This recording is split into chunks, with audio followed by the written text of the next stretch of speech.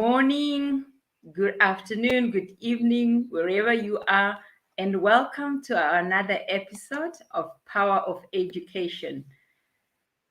I hope you're all doing well. We had taken a 3-day break and now we are back with our broadcast and our show. Welcome, Deborah. Good morning. Hey, how are you? I am well. How are you? Thank you for joining I me am fine, and thank being you. here. That's all right. Thanks So for inviting me. you are welcome. Anytime. I thank you for your support. Thank you for being part of this movement of Power of Education, where we are talking about doing some things practical that will bring a change into the situation where people are not empowered through education and make or keep what we call archaic practices according to us and that we don't understand in either in their communities religiously or culturally.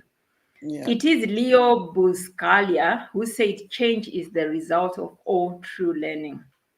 So, what we are talking about when we talk about power of education is we are talking about education in its various forms, not only just the textbook education, not only teaching our children to read, but we're also talking about educating the adults population in terms of introducing new ways or better ways of doing things and looking at problems. You know, as a community or as a person, even as an individual, when you are used to looking at a problem in one way until an interruption comes or an intervention comes to bring a different perspective and a different view, you continue doing the same thing. So this is what we are about with this show and with this course, the power of education. There are better ways. Can we introduce better ways to you? So Deborah, that was just a recap and what we are going to talk about in today's show, where we are talking about how do we introduce other means or other ways? How do we introduce solutions without being intrusive in these communities and in these areas? Your thoughts? I think what we make important academic knowledge is rehearsed knowledge.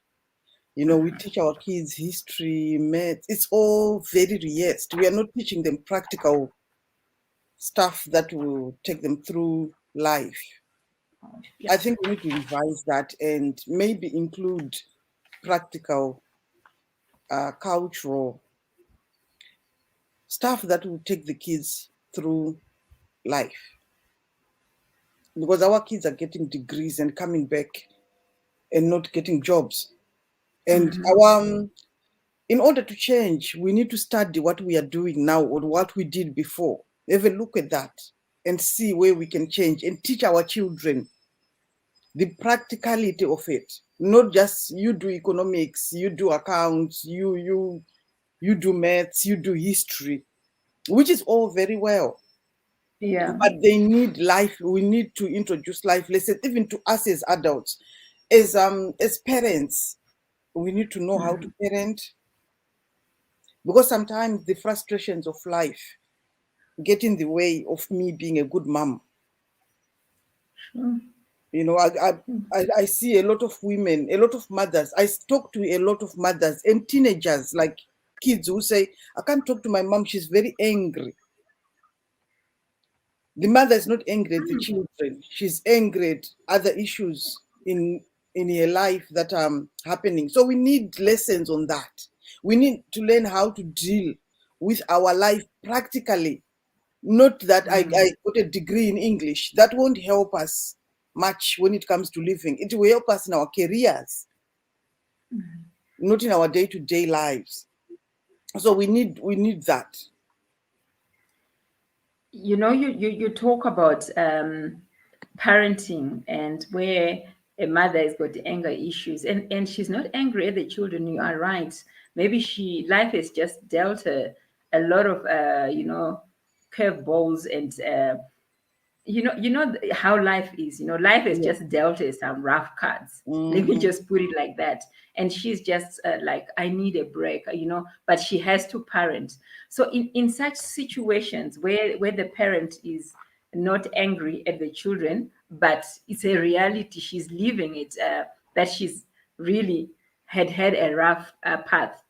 What are the things that, as parents, we can just advise each other? What are the things that we can do practically, not to take it out on our children, because sometimes you don't even realize it.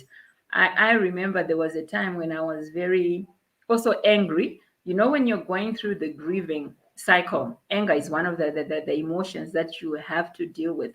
And my son bore most of the brunt, of that anger, because I was just hurting. I was just dealing with my issue of this loss. So what I'm saying is, what then do we do as parents? What can we advise each other to do practically in such a situation? I see in a lot of us black mothers, when we are hit by the father, Mm, some of us, not all of us, some of us take that hate and take it out on the children. We take the anger onto the child because your father did this to me. So how can you be naughty now after all your father did left me? Or you, it's very sad. We need to learn to put things into compartments in our brain, yeah. in our heart, to know that, okay, so maybe I've been fired at work. Maybe my business is not going so well. But this little person here, it's not his fault. It's not your fault. Mm, And me being angry at this little person is just making things worse because the child is now confused because sometimes mm, they didn't do anything wrong and you're just coming in with your anger and blasting at that child or taking out what the father did onto the child, and the child is now standing there like, what did I do? I don't even know where my father is. Why are you beating me for my father leaving? You are the one who should know you're married to him. yeah. But we need to put things into compartments, and we need to, it's very, very helpful what people say about counting. When things happen, Mm-hmm. don't react straight away. Take time to just think. Take time to just stop. Sometimes you find after 5 minutes it wasn't as bad as as you thought it was. Because when you react, react quickly in anger.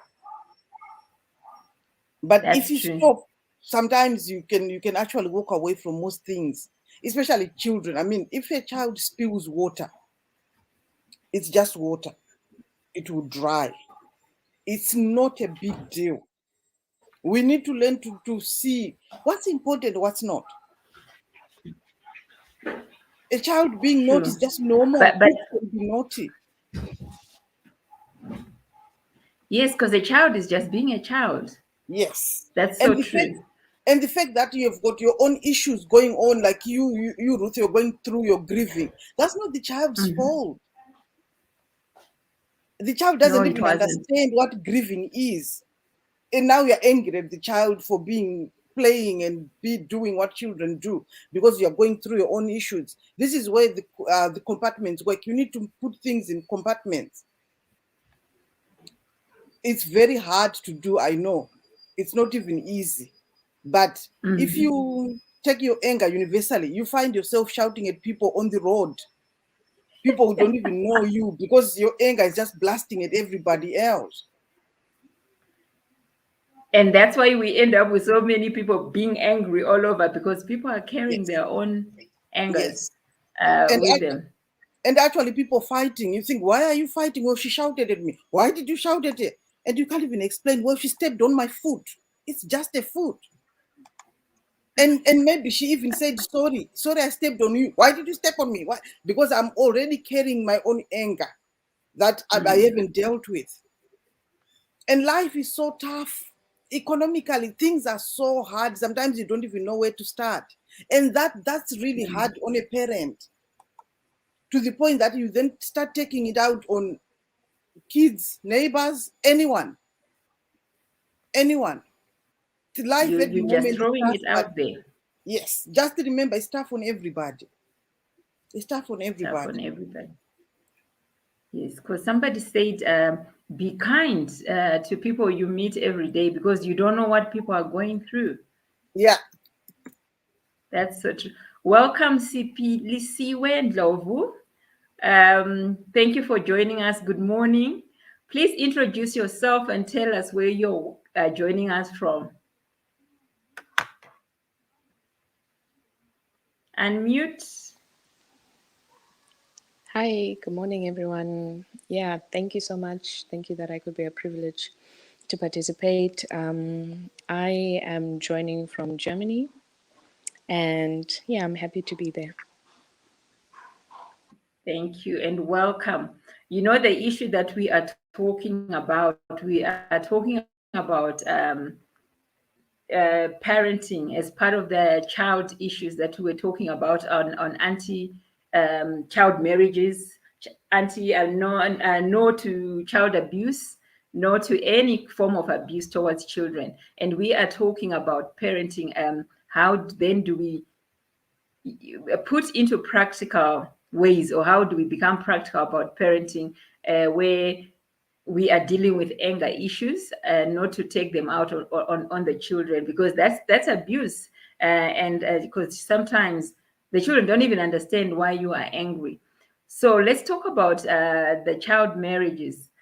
Pilisi, where would I'll call you Pili. I think that's what your nickname is.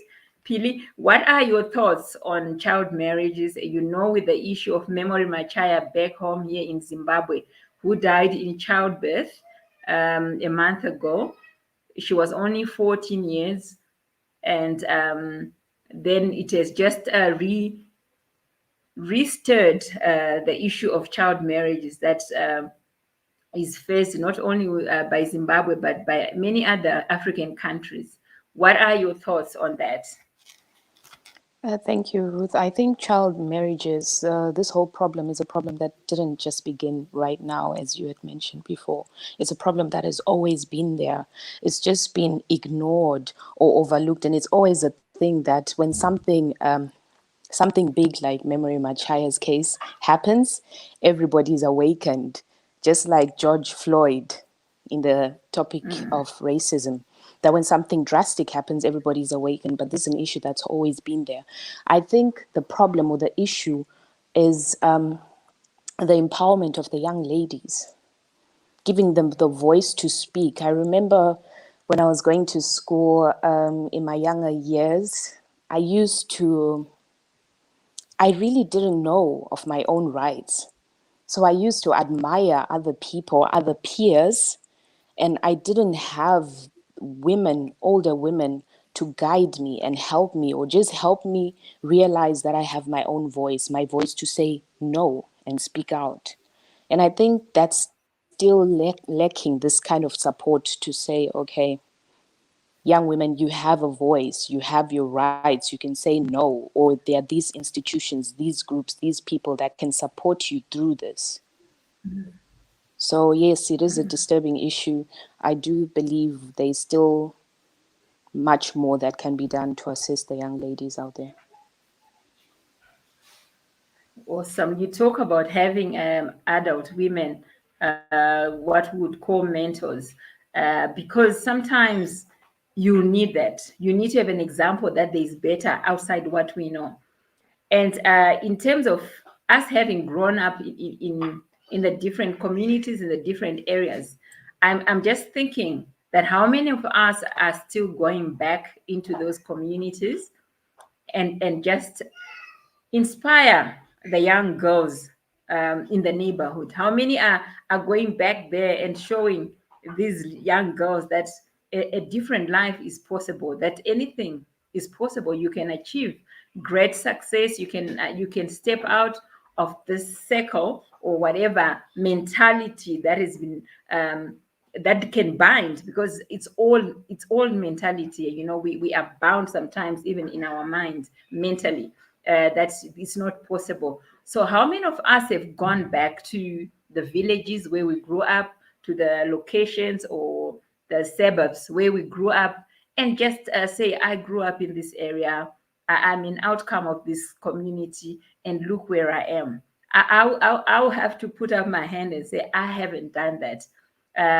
I probably have just inspired when I visit my sister who's staying at my parents' home, and people look at me, oh, she's driving, she stays in town or stays in the suburbs, but I have not taken a role, an active role of saying I would want to sit down with the young girls and be their voice and encourage them and teach them better.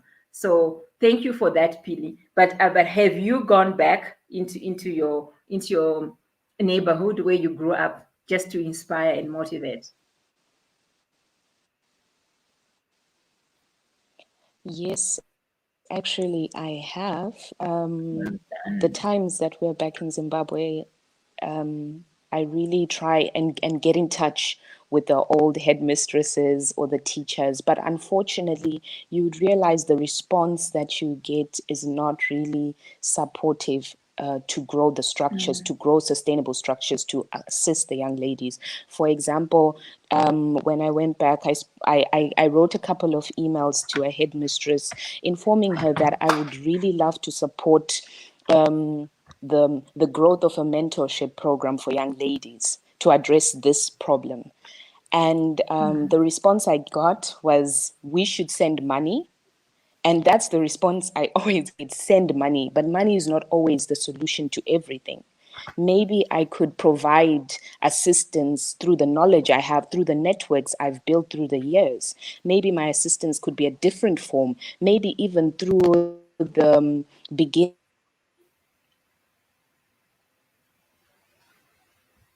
of Zimbabwe, so that the girls may have perspectives. Then that is another. There, some of them, not all, some lack perspectives and think that marriage is a high grail, where everything is beautiful. Okay. And that's the unfortunate part, or that's the sad part when people in the diaspora, or when we want to offer help, it always comes back to financial.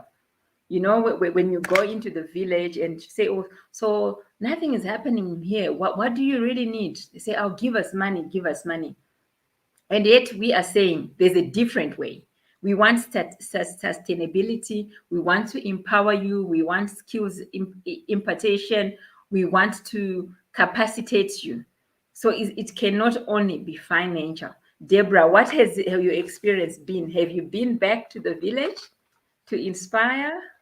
Yes, I've been back. The sad thing is, the school I went to, my old primary school, I wanted to build it. I had funders waiting to build it, and the high school as well, but the community wasn't ready for that, and it's falling down, and no roof and all this, but they were not ready to accept the help. So it breaks my heart that it's still like that. But I work with a lot of women in third world countries, and you find every community is the same as my community that I grew up in. It's just when you try to go and help, sometimes it will look like I'm trying to show off, so people don't take it, or it will look like this is for me, like those are the lucky ones who have got that kind of life. How can me only here do that? Oh, that's not for us, that's for them. So I've yet to work with women to get self-confidence, to know that anybody can do anything as long as you get the guidance, the networking, the support. You need the confidence to just know that you are enough as you are. Because you're living in the village doesn't mean that you're not worthy, or some other woman is better than you. No, because I'm driving a car, that doesn't make me better. Because I live away, that doesn't make me better at all. You also can do what I do. You also can do what everyone else is doing. So it's a matter of empowering. But you can only empower those who want to be empowered, because most times what I found is they then turn around and say, oh, but you You are just showing off kind of I don't know. It's not everyone. It's not everyone who receive the help. And again, it comes back to mentality. Yes. You, if somebody doesn't want to be helped, you can try everything, you can do so much, but there's only so much that you can do. After that, they have to feel it within themselves that they need to step out of this. They need to move on to the next level. They need to cut the cycle, or to cut that those chains off, and be better. You are so right. And the community needs the school, and you were there to help. Yes. So when you just think about it, what is it that they really want? Then they just want um education to be magically I don't given know. unto the children. I Why don't know. are they then they're keeping children away from that opportunity of learning? So what happens to the children in this community? How far do they walk to get to school? Um, it's about a mile or two for others, but it's a school that we, when I was still in the primary school, we helped build the secondary school. It needs upgrading. It's been years, so it needs upgrading. It needs like libraries, like maybe science lab, things like that. And you find like when I started Business Ladies Forum, my Zimbabwean ladies were the ones who said, because it was a free service. I was helping women in business for free. Everyone would ask a question, I would give them answers. Anyone who needs a book, I'll download the book and send it to them. Anyone who needs like introductions, networking introductions, I'll do that. My Zimbabwean women turned around and said, "Oh, Ndofungane Mshonga, why is she giving us for free? Why is it free?" And until I shut down all the groups for Zimbabwe, and I did shut them down eventually, now they're coming back and saying, "Oh, that was a very helpful service. Can we have it back? We didn't realize how helpful it was because it was free." They thought, "Oh, why is she giving it for free? Because she must be having some magic, some juju. She must be using us." So some even suggested that I was sucking their blood or something, something stupid like that. And you think, I just thought I would help someone who benefit from this, because someone else helped me to be where I am. So Someone, you are just paying forward yes, the someone help. took their time to help me. So now I'm just thinking, out of 100 women, if one or two get help, that's beautiful. Someone who benefit from what I'm giving. But no, why is she giving it for free? What does she even do? Does she even have the money? Does she even have the knowledge? Now that I've shut it down, people are turning around saying, "Oh, please come back, please, we need it." It's really hard to help people because people think once you move with your life further, you don't help. But when you help, you get a lot of backlash. So it's sometimes it's just easier to walk away. Although my heart bleeds for women. That's sad, hey? We have 3 viewers on, I think, on Facebook or YouTube. Welcome to our show, and good morning, good day, good afternoon, whatever time it is where you are. Thank you for joining us on the Power of Education. We are on our 11th episode. Deborah, and I was just thinking as you were speaking about the women rejecting the help. Could it be a mob psychology? Would it be better if we were to deal with one woman at a time, and then maybe she becomes the champion in the village? Create, for example, a mini Deborah, but somebody in the village. I don't know. I'm just thinking, what is it that people want? Because we still need to give this help. Imagine if we were to pass on with all that knowledge you have, with all that skill and expertise that you have, and it just goes with no impartation, with no forwarding it to the next generation. What is it that we can do to change this mindset? What I'm doing now with because Business Ladies Forum is now rebranding to Global Business Women. Global Business Women is gonna have we are zoning the Okay. whole world into smaller zones, like per country. And then as things move on, the countries will also be zoned into maybe counties. But Mhm. every country will have its own leader. And eventually every county will have its own leader, so that those leaders will deal with people on the ground. Mhm. Although global business women will have a head office, but we'll have leaders individually in the areas, so that those leaders will deal with the people, because they know the problems people are facing Yes. on the ground, so they can then bring us head office the problems, and we see how we can help, Okay. because we are not putting everyone in one box, because people are facing different problems all over the world. So we're going to deal with individual places, so that we help people with exactly what they need. I think that's a wonderful model, business model, because then people can identify with their leader. This person is, for example, this person is in Zimbabwe, and they will really they will buy the program in terms of they buy into the program. They own it because this person is in their country, and it's not Deborah who is talking to them from afar off. People can be funny, and they're thinking, oh, she's talking to us from afar. She does not even understand our problems.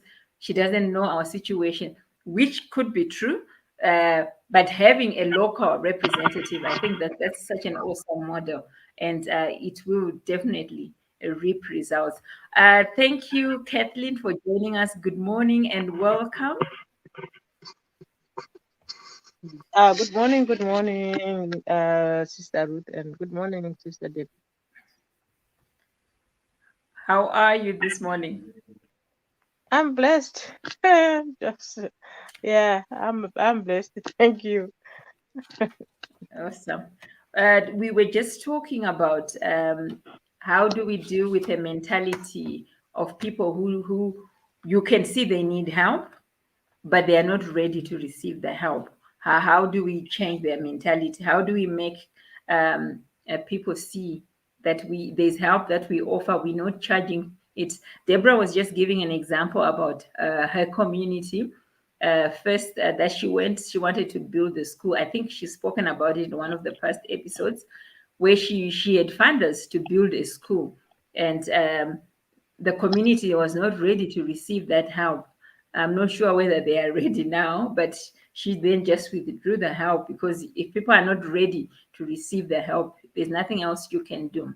And then she was just also sharing just now about the women, the group of women in Zimbabwe is part of the business global women's group that she does mentorship and trainings with, and she was offering empowerment and training and mentoring skills and service for free.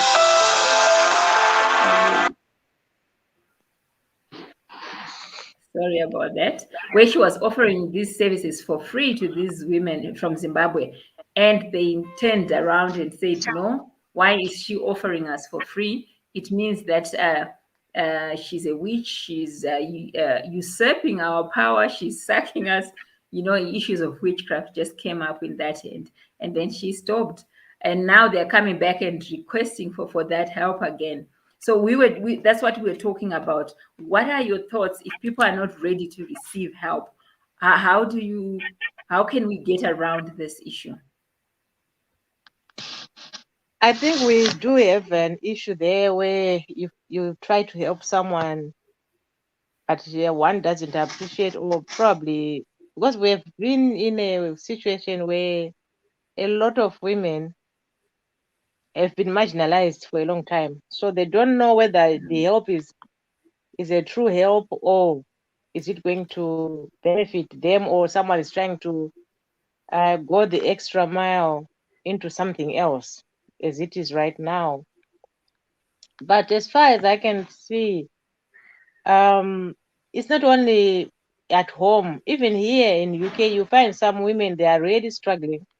And you think, Mm, okay, let's have a group of women that we can do the extras, because in these countries where there's democracy and where there is help that you can tap into and help.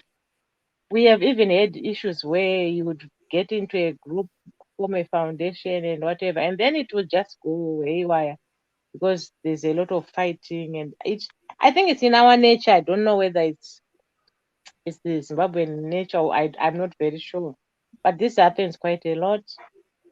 But when the program goes up and everything is done, and the program is going well, they will start to come back again and say, "Ah, well, we thought it was just going to go away." So mm, probably starting from the grassroots, from down like you, Ruth, you are at home.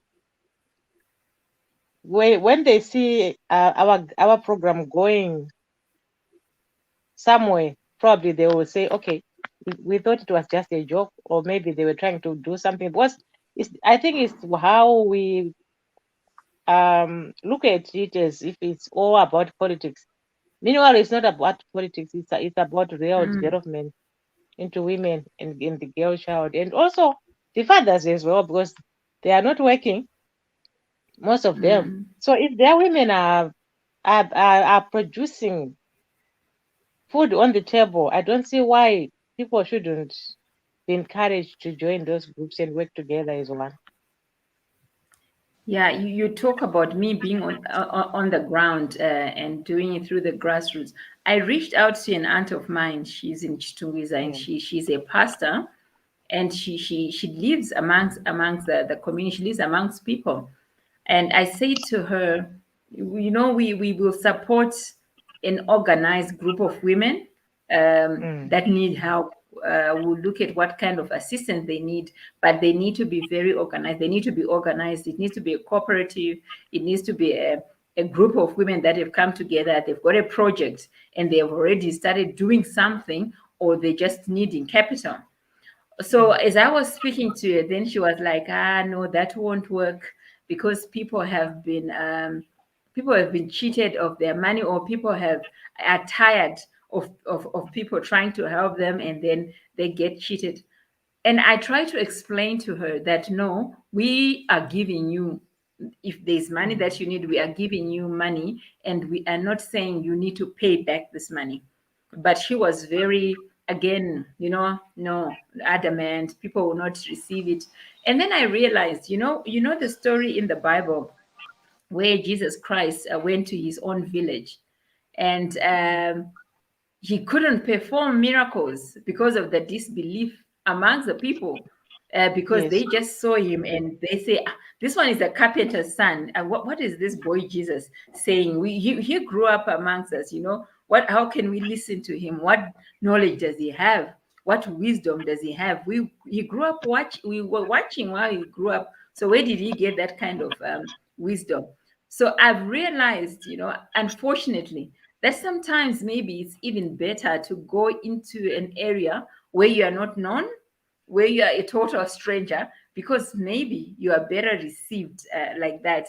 Because I'm thinking, if Deborah had come to my own village, we would have rallied together and said, yes, let's receive that help. We need to build the school. We need to rebuild the school and give our children education.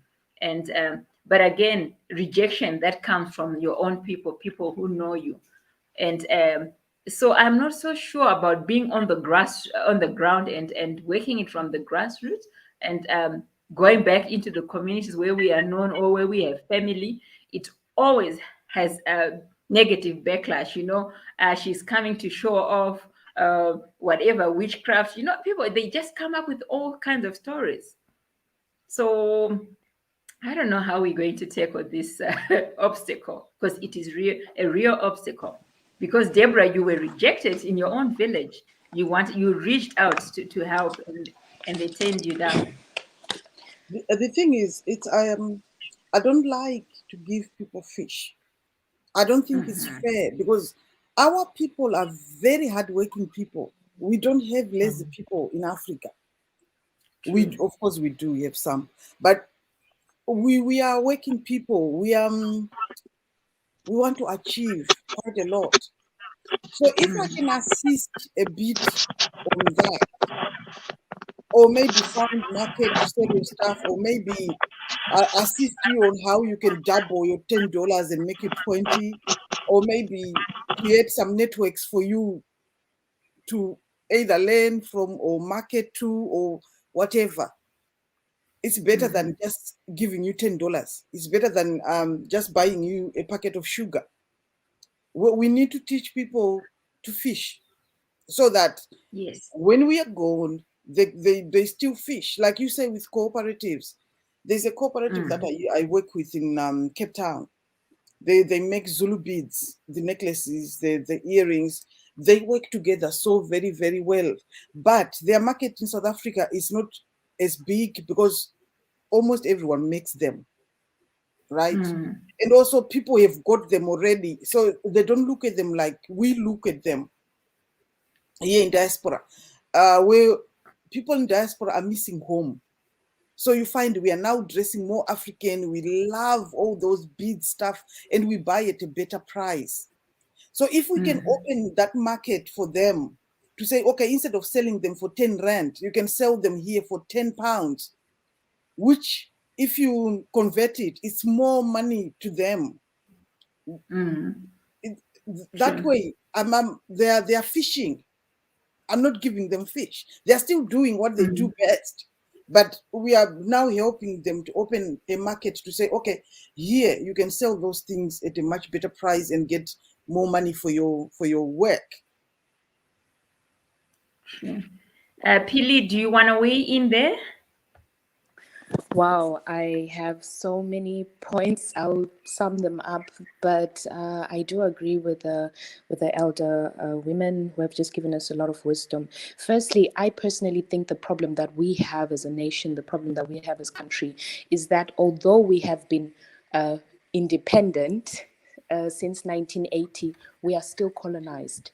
Our minds have this thought of saying, if a white person, let's take Deborah's example, if a white person would have come with this offer and said, I want to build a school, I have these funds, I have these sponsors behind me who are going to support, nobody would have turned their back. Everybody would have said, yeah, yeah, yeah, come, let's work together. What a great idea. But because it was a black, strong woman who came with this idea, people question, is that really her idea? Did she not steal it? What can she offer us? And they start checking your portfolio. What have you done? What Yeah. have you done that is so significant? Which background? Which I think is so bad. And then I come to the issue of um, this colonization in our minds is still there. I realized that when we were growing up, and this point I only realized it when I moved to Germany. When we were growing up, we were taught as girls to keep smiling. If a relative would come maybe and touch you on the arm, you weren't allowed as a girl to speak out and say, it's uncomfortable for me. These were things that you would just keep to yourself and say it's uncomfortable. And even right now, if a girl would get pregnant, the whole society, the whole community would say, wazoona kuti ningi naningi they are pregnant, tagara tazviona. Magara mazviona makaitei. What did you do to help stop it? Like you were saying it, but what did you do?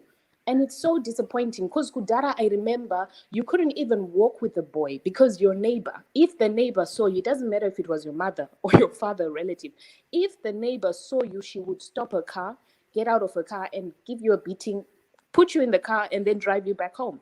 These things are no longer there, unfortunately.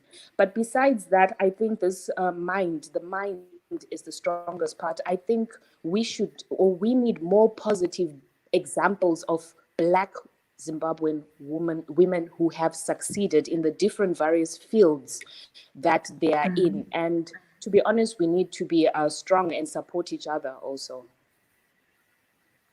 Yeah, you talk about inappropriate touching by relatives.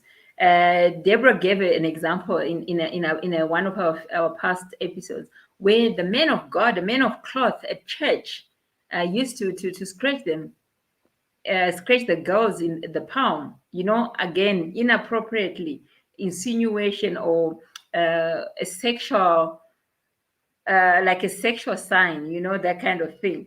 And yet they didn't even report him. The adults, probably some of the women knew, because I'm sure you also did it to them.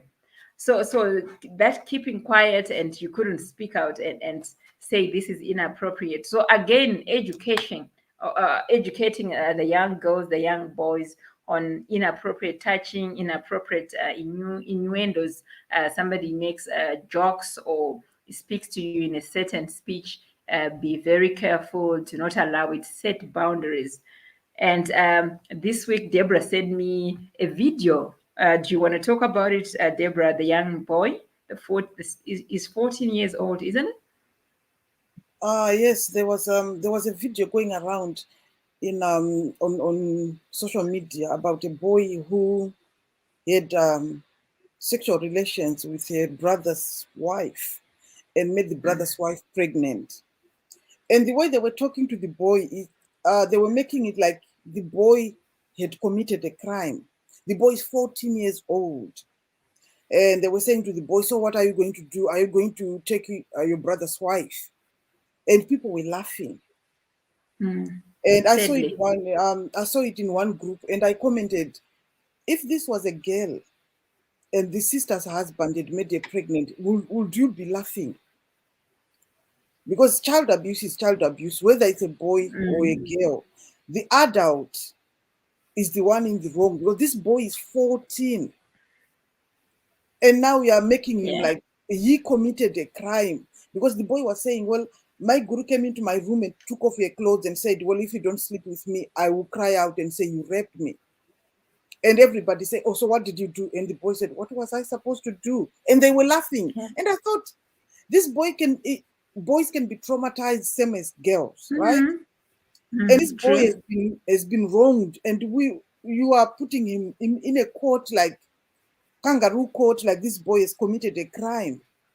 Where is the my Mm. guru in this? Why isn't she being held responsible? Because if Babam Kuru had done it to a girl, Babam Kuru will Yes. all be saying Babam Kuru should be arrested. But my guru is not, I mean, she's not even there. Do we protect only girls, or do we protect all children? We should protect all children, definitely. And Mhm. what was said in that video is, my guru was never put on the stand. No. She was the adult. She's Yeah. the one who went into this boy's room. The boy did not go to her room. He says she came into my room and she locked the door. She And took took off off her her clothes clothes. and she said, Mhm. yeah, if you don't do what I want you to do to me, I'm going to scream and say you wanted to rape me. Honestly, how can a 14-year-old know what to do? He's just a child. So obviously, she was the one instructing him. But in this video, the boy is the one on the stand. He's a Yes. criminal. Yes. If we are going to advocate for children, we'll advocate for all children, boys and girls. Abuse is abuse. And there was a Yes. long debate after I'd said that. People saying, well, men cannot be raped. And I was Oh, like, abuse is abuse. Come on. yeah. We have to protect all children if we are going to do this. I can't just Mm, protect my girls and leave the boys to be abused. That's just wrong. it is. It is very wrong. Again, it comes back to why do we treat them differently? Why do we treat girls and boys differently? Children are children. In the home, are we saying that a 14-year-old boy is an adult, and we can now prosecute him as an adult, and a 14-year-old girl is still just a child? So again, it comes back to, as a society, why do we treat children differently? Pili, do you want to weigh in there? I You think had it it. goes You've got back. it. Oh yes. You It's said really a you. sad. It's really a sad situation. I saw that video about the 14-year-old Mhm. old, and he's the one who was actually put on the stand to answer, whilst the my guru was Mhm. quiet. The Yeah. one thing that we do not realize is children are children. It doesn't matter if it's a boy or a girl. Hence, we have to start from the root, which is the children. If you are teaching a boy child, you also have got to teach the girl child that touching in this manner is wrong. And doing such things, they are also wrong. So that we do not protect the girl child only. Children are children, they have to be protected the same. But the DNA man, I really shudder to say I wasn't very happy about the way he conducted the whole thing. Because he should have put the my guru on the stand to answer those Mm. allegations. Was that is rape? The my guru should be It is. prosecuted for that. Because Yes. we need to be seem to be doing things correctly as a nation. We cannot stand for the girl child and then we don't stand for the boy. No, that's wrong. And Yeah, also and coming back to our topic of how do we promote others in the community to be active and to know how to do work. It was like today I did put something on my timeline which I said, if you go to fetch water yourself, you will understand how precious that water is. So unless we come out of this mentality which we think you have to be affiliated to a political party to be where you are, then we are not going anywhere. Because if we can learn to differentiate the two items, they are different. Political affiliation is something which is about the country. But when it comes to business, it should be business on its own. And people have to learn to do businesses without affiliating to any party. And if someone wants to go and do business, one shouldn't have to go and find a refugee into a political party to say, I want to do this business, so I have to be affiliated to a political party. I think everything is just wrong. 40 years we've been into independence, and we are still struggling. We are still in the mentality of being colonized. So I don't know how this is going to work with our women as we are. We are still struggling 40 years after independence. Someone who was born 1980 is now a mother, a father.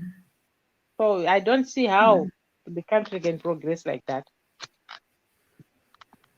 It's sad. Yes. Pili, you want to weigh in into that?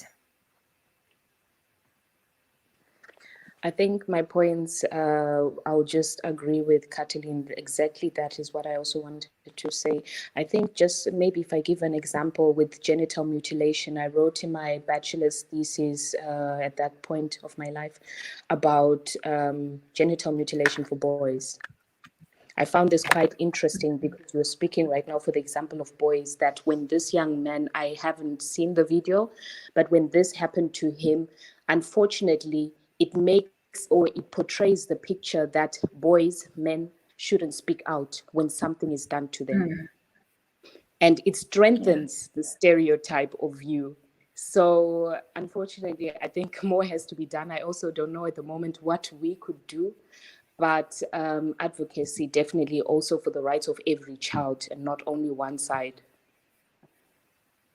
Yeah, because I've felt for a long time that we've run with the girl child issues, empowerment, and left behind the boy child. And when you see the young marriages, I mean, these days, you see that the guy is struggling on how does he relate to this young, powerful woman who is so empowered that they feel.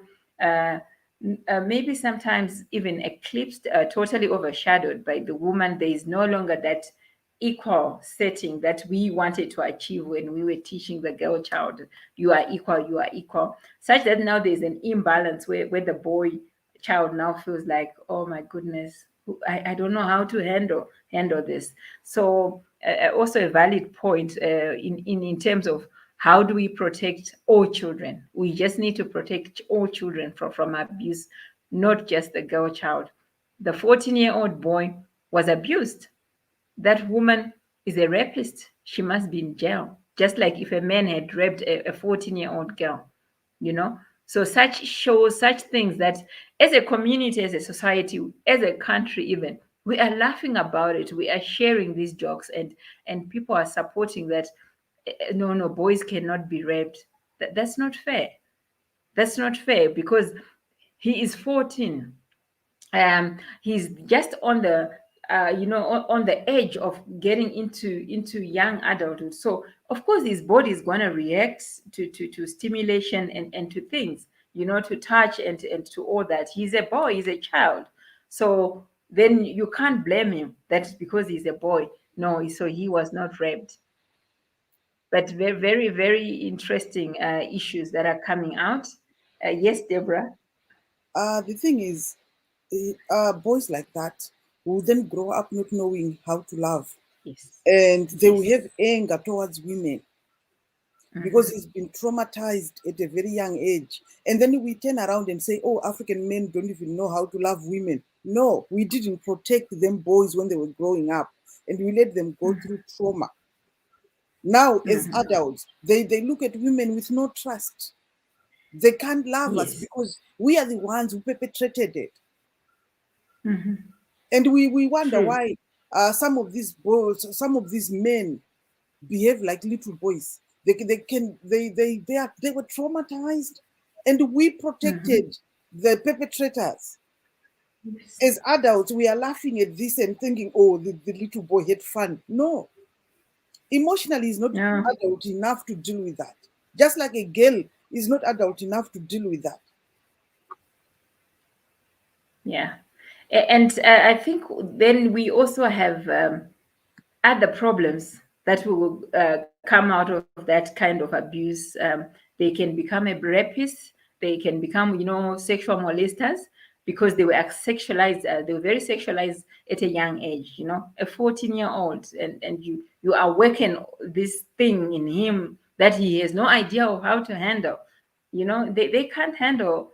Even at 20, at 25, it's very hard to just handle sexual feelings, and now this child is thrust into this field is like actually what do you call it, a field of rimbambaira, that can go off anytime, and that's really, really unfair And to our children.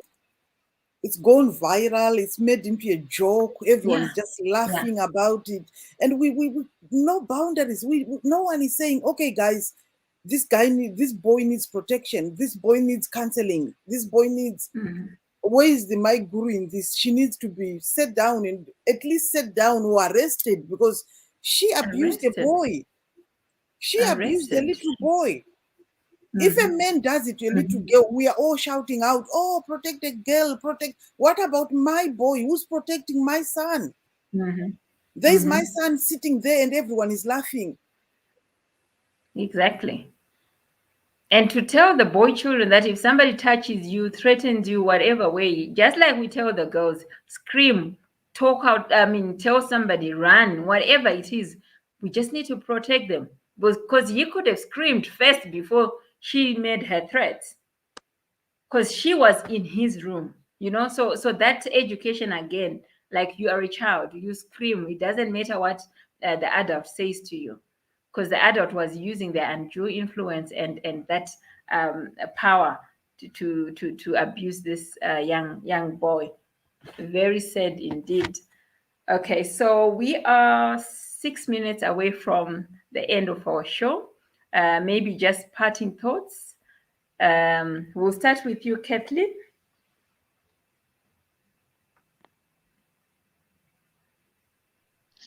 Yes, thank you very much for today. We keep learning. We still have to stand as mothers in the community because some of our mothers, they are not able to be they are not acknowledgeable, some of them, and those ones are easy to convince sometimes, and probably they might be hard as well because they don't know what is good and what is wrong. And so we just keep pounding the doors of those who can help, especially with women at home. I think they just need to find some passion, and we need to find some empathy in them to make sure they learn one or two things at some time. Otherwise, we are still going to go back more than 40 years, like what we have done, and then we get nothing out of it. So I think it's time to learn, and we keep learning, keep pushing. Oh, yeah, Yeah, thank they you. say the minute you stop learning, you die. So we need to Definitely. keep learning. Yeah. Deborah, parting thoughts?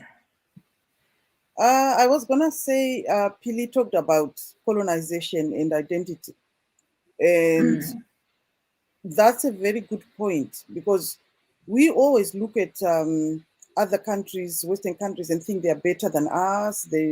We are trying to bleach to even look lighter. We think lighter is better. We think everything else is better than what we are. But we are so blessed as Black people.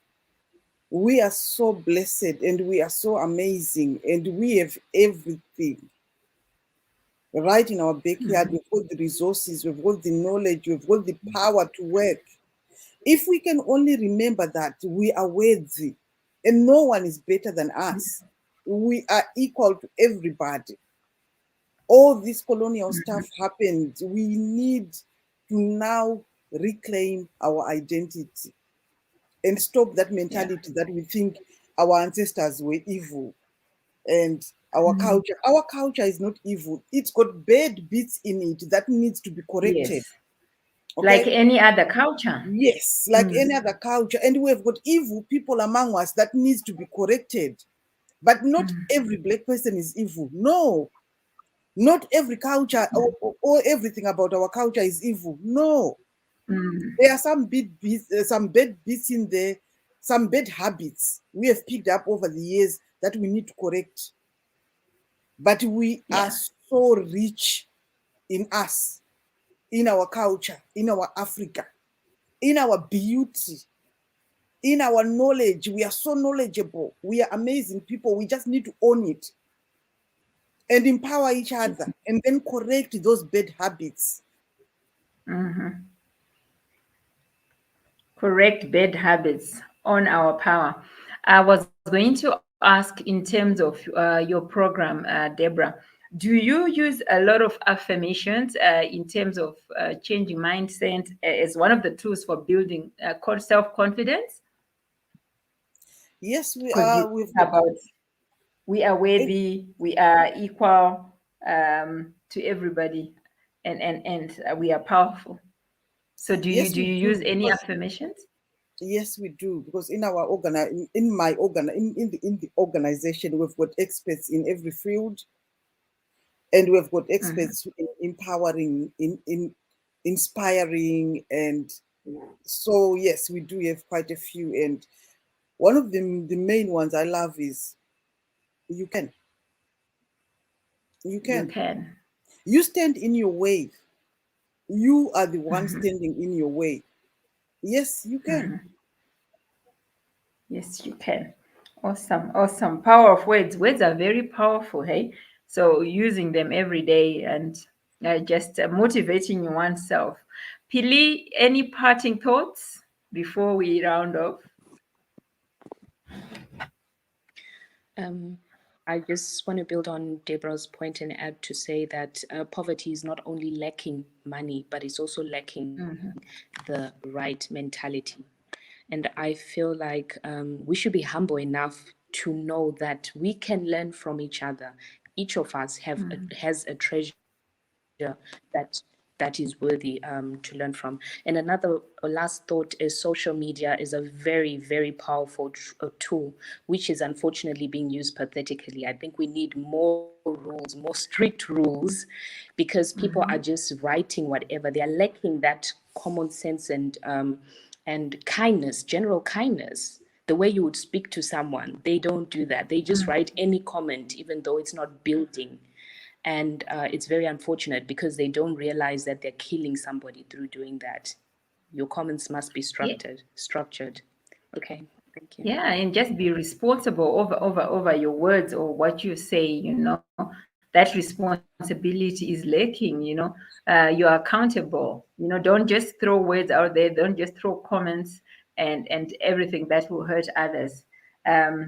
So true. Social media, I think it's been abused, it's been misused. So there is need to teach people, or just to put strict regulations, as you said, Pili, into place, where people need to abide by certain regulations in terms of being kind, courteous, and just know that you treat others well.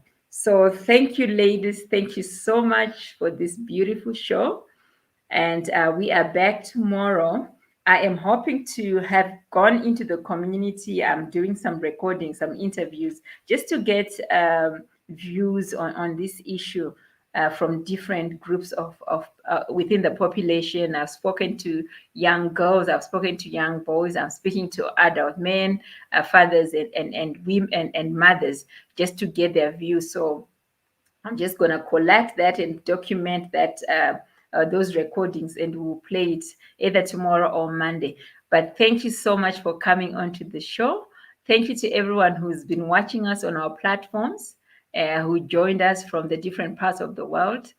Until tomorrow, my name is Ruth Dengwani. I'm signing off. Thank you, Deborah. Thank you, Kath. Thank you, Pili. See you Thank you. tomorrow. Thank you.